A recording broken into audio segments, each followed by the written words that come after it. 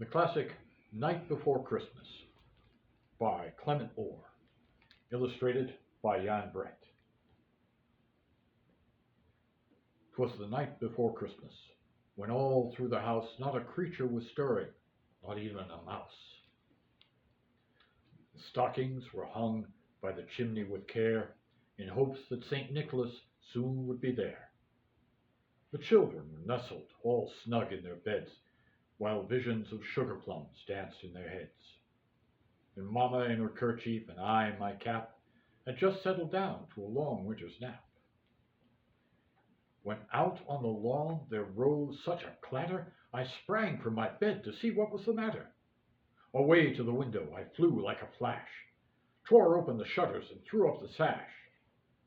The moon on the breast of the new-fallen snow gave a lustre of midday to objects below, when what to my wondering eyes should appear but a miniature sleigh and 8 tiny reindeer, with an old driver so lively and quick, I knew in a moment it must be St. Nick.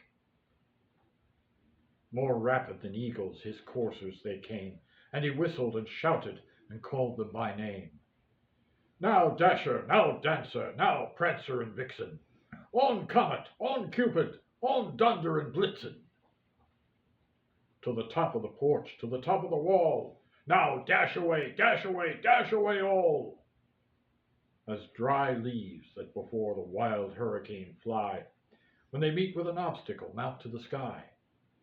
So up to the housetop the coursers they flew, with a sleigh full of toys, and St. Nicholas too. And then in a twinkling I heard on the roof the prancing and pawing of each tiny hoof. As I drew in my head and was turning around, down the chimney St. Nicholas came with a bound. He was dressed all in fur from his head to his foot, and his clothes were all tarnished with ashes and soot. A bundle of toys he had flung on his back, and he looked like a peddler just opening his pack. His eyes, how they twinkled, his dimples, how merry. His cheeks were like roses, his nose like a cherry. His droll little mouth was drawn up like a bow, and the beard on his chin was as white as the snow. The stump of a pipe he held tight in his teeth. The smoke it encircled his head like a wreath. He had a broad face and a little round belly that shook when he laughed like a bowl full of jelly. He was chubby and plump, a right jolly old elf, and I laughed when I saw him in spite of myself. A wink of his eye and a twist of his head soon gave me to know I had nothing to dread. He spoke not a word, but went straight to his work, and filled all the stockings, then turned with a jerk. And laying a finger aside of his nose, and giving a nod, up the chimney he rose.